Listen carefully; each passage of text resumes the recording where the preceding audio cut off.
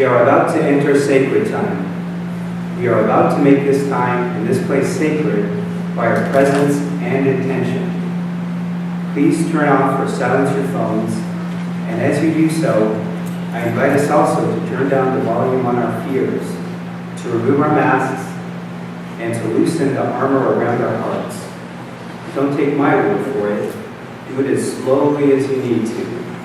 If you take a little risk with these good people, you may find that they have the same human needs as you do. Breathe. Let go of the expectations placed on you by others and those they taught you to place on yourself. Drop the guilt and the shame, not to shirk accountability, but an honest expectation of the possibility of forgiveness. Let go of the thing you said the other day. Let go of the thing you dread next week. Be here in this moment. Breathe here. Come and go with me to the land. Come and go with me to the land. Come and go with me to the land where I'm bound. Come and go with me to the land. Come and go with me to the land. Come and go with me to the land where I'm bound. There'll be freedom in that land. There'll be freedom in that land. There'll be freedom in that land where I'm bound. There'll be freedom in that land. There'll be freedom in that land. There'll be freedom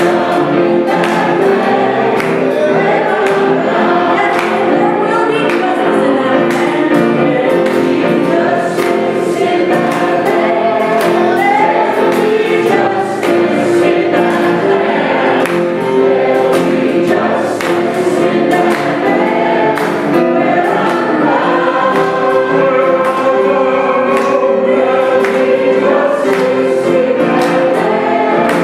There'll be justice in that land.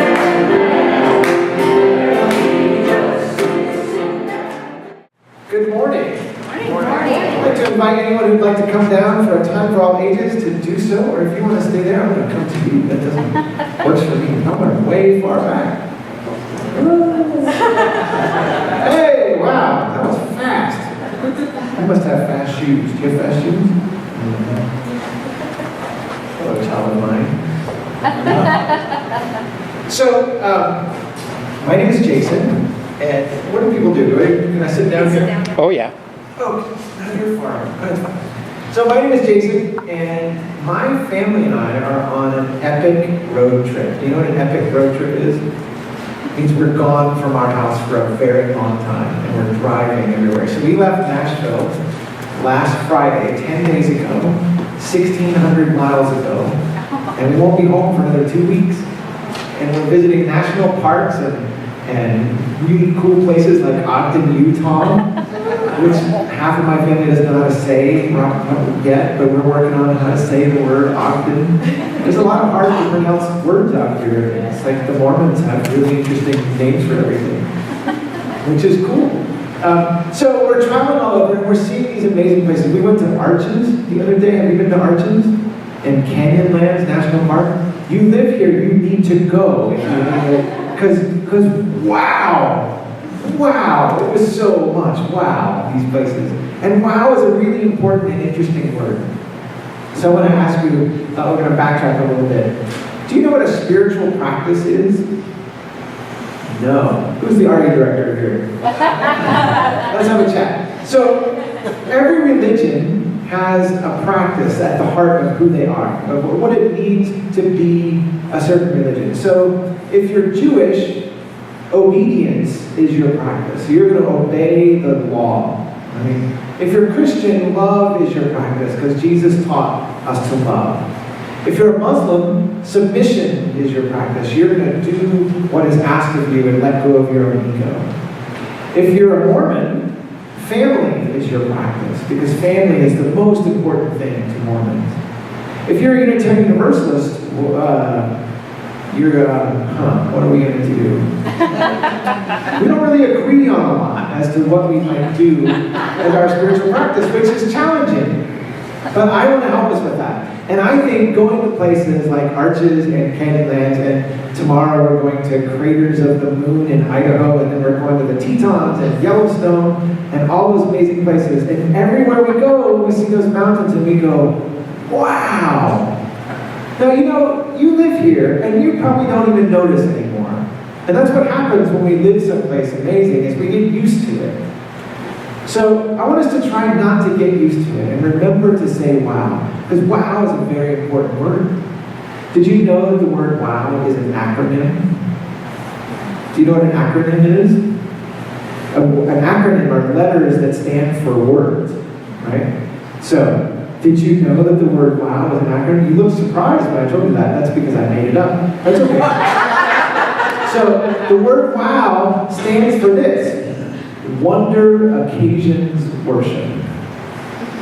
Oh. Now, we Unitarian Universalists, the first thing we say when we talk about the sources of Unitarian Universalism, is we look to the direct experience of transcending mystery and wonder. And that's a lot of big words to say, we're the wow people. And if we're really paying attention, when we say wow, the next thing we can say is, thank you.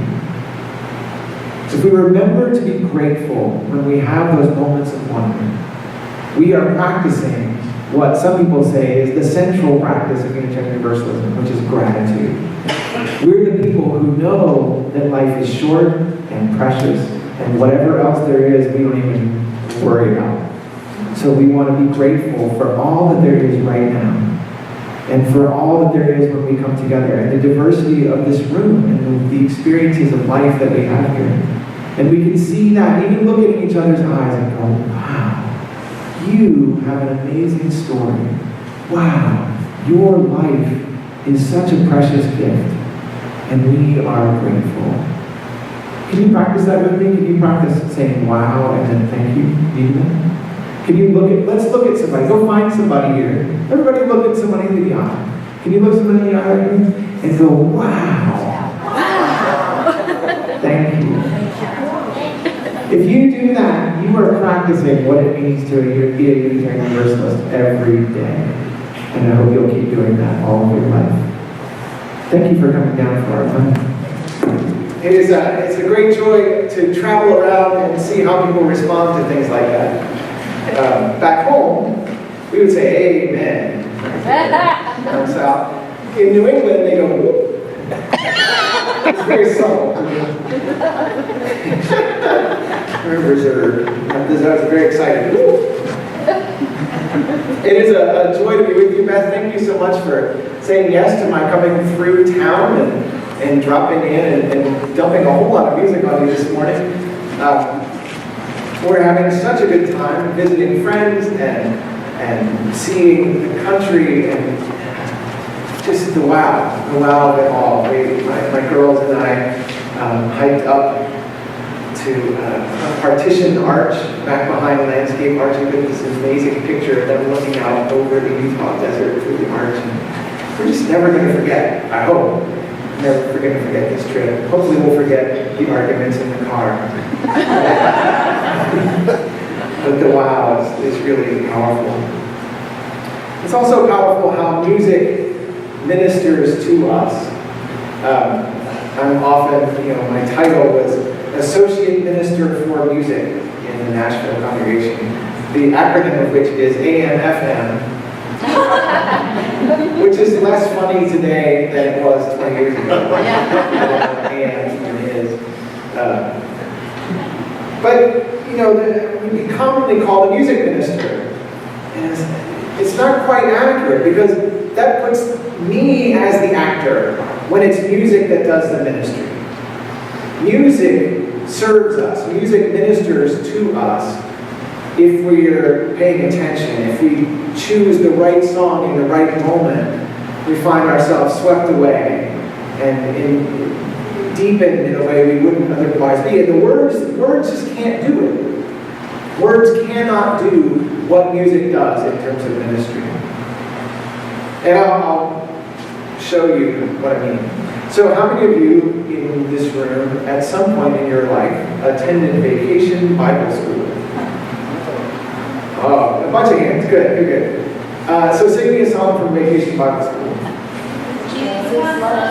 This I know, Well, go on. for the Bible tells me so. Little ones To him belong, they are weak, and he is strong. Go on. Yes, Jesus Oh, loves me. louder.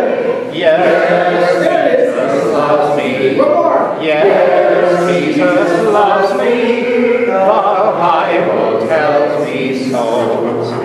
Yeah. Been a while since we've sung that one, I'm guessing, right? You remember the other? Jesus loves the little children, All the children of the world, red and yellow and white, they are precious in His sight. Jesus loves loves the little children of the world. Now, if you're in this room, if you don't know those songs, you are wondering who these people are, right? Wait, how do we know different songs? But the songs we know define us. The songs define our communities. They tell a story. They imprint a story and values on us as children. This is brain science. This isn't theology. This is how the brain works, right? We know this because people are doing research around Alzheimer's and memory disorders, memory care, and they're finding that when we use music and music therapy, the right song will trigger memory, will trigger reconnections in the brain, and bring people present who haven't been present in years. And it may last a little while, right? The songs will bring them back to this place, and they'll remember stories. Now, those of you who just sang that song, how many years? It's been 10, 20, 30, 40, We're not saying 50, more. So, okay, it's been a while, right? And yet you had instant recall of those words. Do you remember any sermons from when you were at home? Yeah. No, of course not, right? But the songs are imprinted. And more than likely, if you sang that at a church camp or at somewhere where it was a joyful thing before, not necessarily you weren't struggling theologically with anything, you were 6 years old and just happy to be there. And you feel that happiness, right? It's not just the song. You feel what it felt like to be in that community and be held by those people who loved you and cared for you and tried to imprint those values on you. But pay attention to the songs, because they say two very different things. One says, you are weak and he is strong. There are a whole lot of people saying that when they were 6 years old, and that is still the guiding truth of their spiritual life. Some of us sang, and we wouldn't say it this way now, but red and yellow, black and white, they are precious in His sight. That song says that you are a beloved child of God, and that we are all different and beautifully made. And that is a radically different spiritual journey that people go on than the one that says that you are weak and He is strong. It matters what we sing. It matters what story we imprint on our children.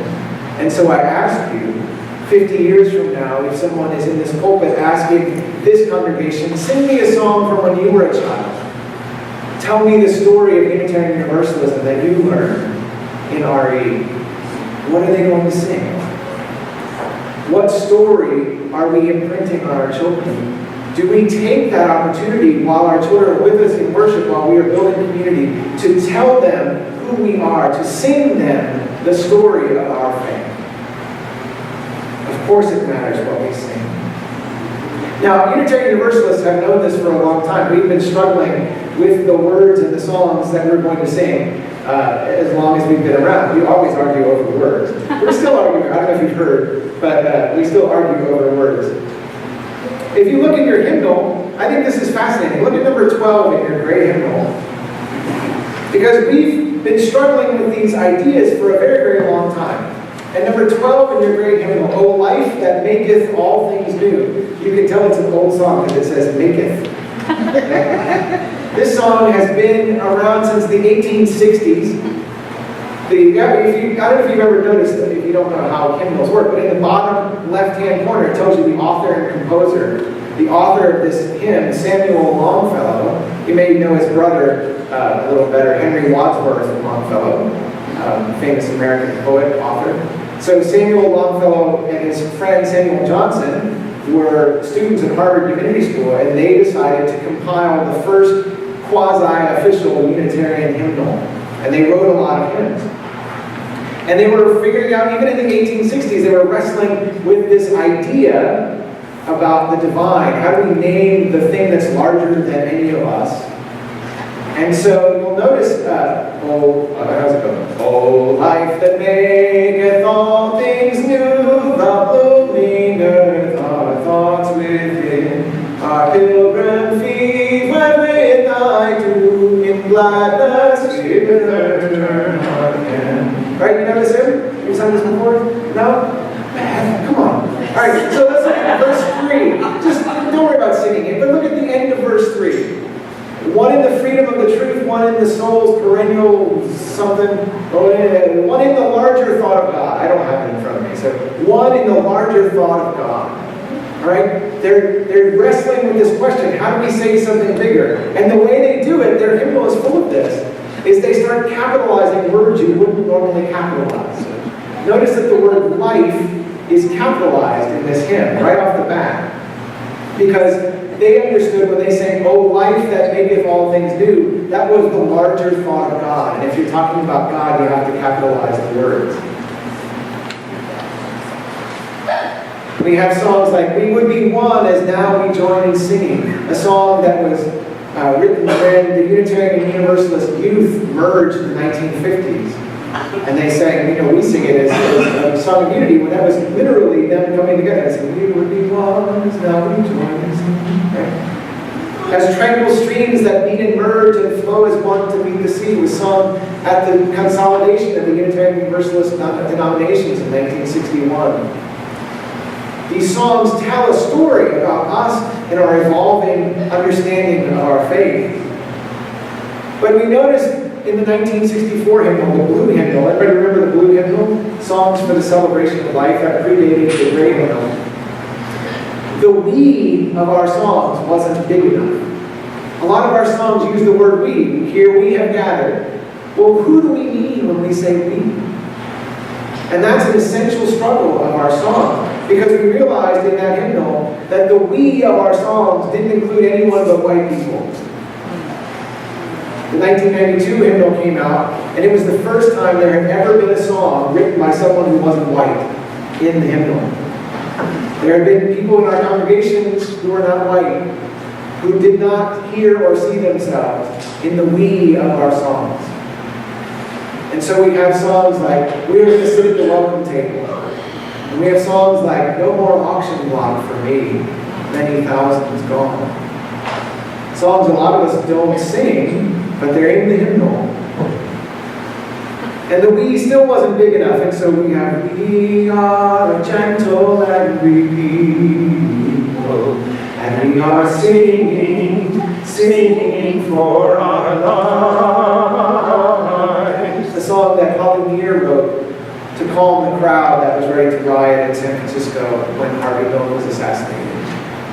The gentle, angry people had reason to be angry, and God knows we have reason to be angry, friends, at the world we live in, and a need to be gentle with one another. We are standing on the side of love. We are answering the call of love. He caught us. I did that on purpose. I wrote that song. I don't do that.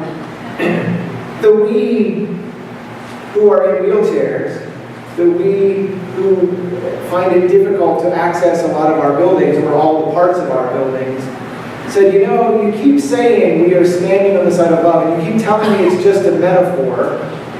And then we have these public rallies, these public witness events that I can't get to and you tell me it's the most important thing we do is show up to witness for our faith, and I can't get there, and you tell me it's just a metaphor. And I'm not sure it's just a metaphor. And maybe we need to deal with that.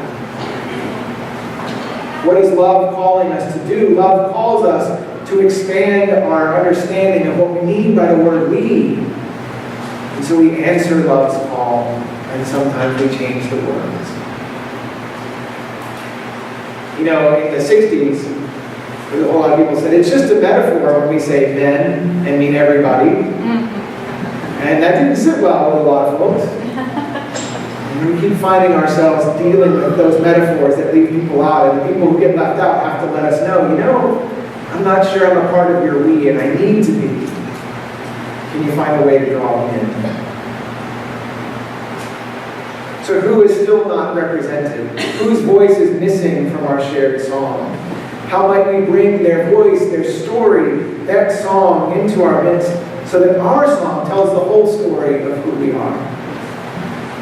What songs will our children sing when they are old and remembering this moment, this incredibly important, delicate moment in our human history, in our American history, this expression of our faith? Music ministers to us by helping us understand who we are. But music needs a little something to work with. It needs to know who we say we are.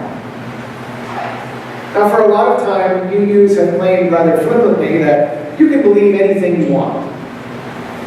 As though wanting to believe something is what makes it happen. But matters of faith are never matters of choice. We believe because our experience tells us something is true. Many of our congregations claim to welcome all religious backgrounds and beliefs, but it's just not true. Look again at the sources, the reading that we share. Are there beliefs that do not fall within these boundaries? Absolutely. Are there people of faith who would come here and feel unwelcome because who they are doesn't seem to fit with who we claim to be? Absolutely. That's okay. In fact, it's necessary. Every community has boundaries. It has borders where it's not a community. So instead of pretending we don't have any borders, our task is to live into the identity we proclaim. All of it. All of it. All of that reading we share. Even the words that we don't necessarily like or resonate with. Because our integrity demands it. So think of it from the visitor experience. The first time. Anybody first time here today? Whoa! Wow! Wow! Oh, most of them are my family. Okay. But there's some other folks too, right? Wow. So a lot of visitors have this experience. They go online and they take the quiz. You know the quiz? Yeah. You know, the BeliefNet quiz or a Select.com quiz or whatever. And they answer a bunch of questions, a bunch of theological questions. And the quiz says, here's a bunch of questions, but they also have rank how important this question is to you. And the more you say, I don't really care about that, until you get to the social justice ones, the more likely it's going to say, I'm 98% Unitarian Universalist. And you go, oh, what?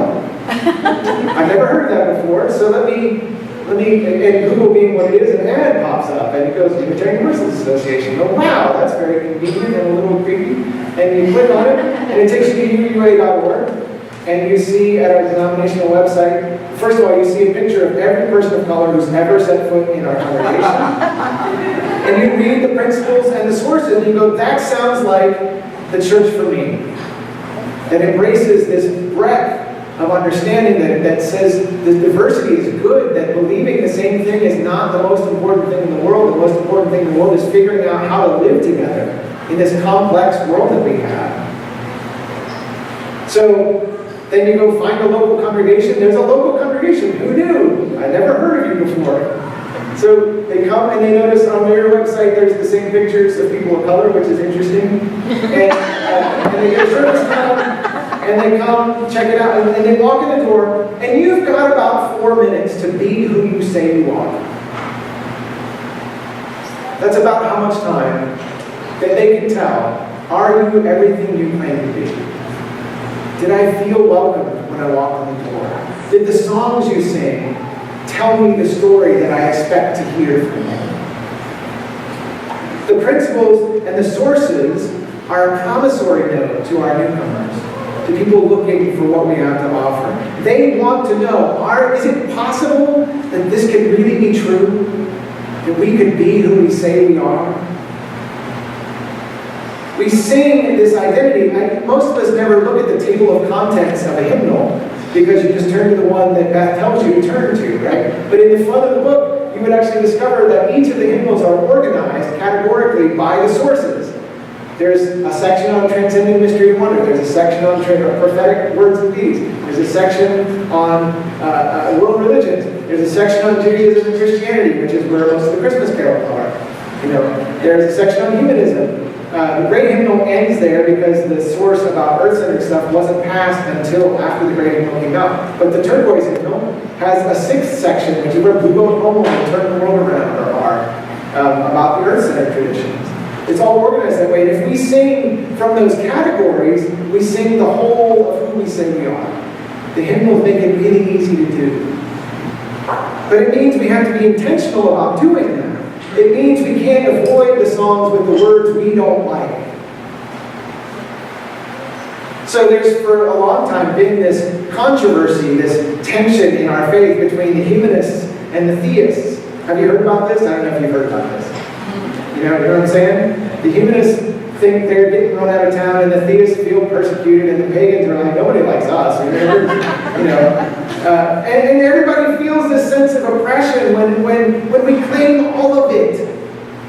All of it is welcome here. It's not a both, an either or, it's a both and. You can't exclude one or the other and be a Unitarian Universalist congregation.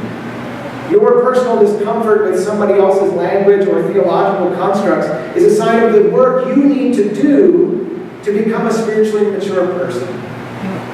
Oh, this is why I don't stay after the church. I gotta move on.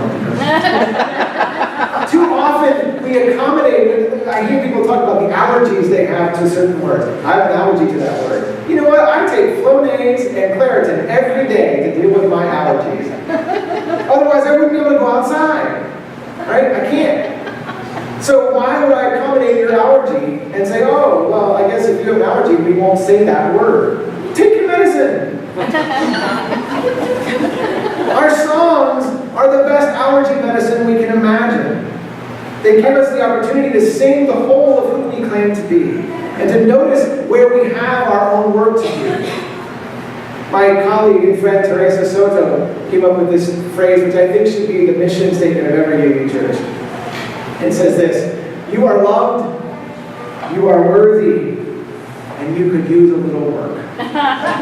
See you in church. I just think that's great. See you in church. Because it's not just about the music, it's about every aspect of congregational life. It's not about us. It's about equipping us for service in a world desperate for what we have to offer. Desperate for our message of inclusion and welcome. My friend, the Reverend Michael Piazza, formerly pastor of the 10,000-member Cathedral of Hope, which is an evangelical LGBTQ congregation in Dallas. Let that sink in for a moment. 10,000 gay evangelicals in Dallas. I love it. Yay! And he was pastor of that congregation. And Michael Piazza teaches that when he was teaching new members there, he taught them this. He said, when we join a church, we take off our bib and we put on our apron. So many of our congregations miss this essential truth, that to be church means to be of service in the world in desperate need of our saving message of hope and love beyond the divisions and destruction we see all around us. At its best, church equips us for this work, and our songs are essential tools in that process. And so, my friends, we put on our aprons and we sing. And as we sing, we dare to draw a wider circle of inclusion and representation, singing the questions out loud in public conversation, in acts of kindness and struggle, in moments of redemption and witness. Imprinting our faith and values on our children and on our wider communities. We sing to join our heads and our hearts, our message and our mission, that we might be encouraged to grow out of our selfish instincts and into a life of open-hearted, generous service. Because it's only when we get ourselves out of the way that we can put our bodies on the line when it matters. If we're too busy arguing about whose words are acceptable, we're going to miss the call that love is calling us to answer, to put ourselves where we need to be for the cause of justice. We're coming up now on a 1-year anniversary of Charlottesville. There's already news of a second rally plan and planning for the worst this coming August. Do you remember Charlottesville? When white supremacists descended on Charlottesville, Virginia, on the campus of UVA, and with torches in hand, protested and did whatever white supremacists do. I don't know, I'm not one, so I'm not sure what they were doing, but they were awful, and people protested. Our colleagues of mine and our new president of the UUA, Susan Frederick Gray, was there. They gathered in worship on a Friday night, and when they tried to come out, this white supremacists had surrounded the church with torches and locked them in the church, and the police did nothing. The next day, with counter-protests happening, a young woman was killed when one of the white supremacists drove his car into a crowd of people. There was a moment watching the videos of what happened there where I saw ministers, including Susan Frederick Gray and other union colleagues, locked arm in arm in the street facing a row of militia with semi-automatic weapons, and we're chanting, "Love has already won." Can you imagine the courage, the conviction to say love has already won? So my body in harm's way doesn't matter. Love has already won is Unitarian, it is Universalism at its core. It says that we know the outcome. It's love. So what happens to us doesn't matter. We serve the cause of justice. But we have to have the song. I Googled it right after I heard them chanting that and made sure that nobody had written the song yet. So we'll be singing this shortly. Love has already won. We sing to marry our theology and our mission. Martin Luther King said, "I have stood in a meeting with hundreds of youngsters and joined in while they sang, 'Ain't gonna let nobody turn me round.' It is not just a song, it is a resolve." A few minutes later, I've seen those same youngsters refuse to turn around from the onrush of a police dog, refuse to turn around before a pugnacious Bull Connor in command of armed men with power hoses. These songs bind us together, give us courage together, help us march together. My friends, may the faith we sing give us courage together. May it bind us together, and may it help us live into the promises we have made to the world that desperately needs us to be the church we claim to be. So may it be, and amen.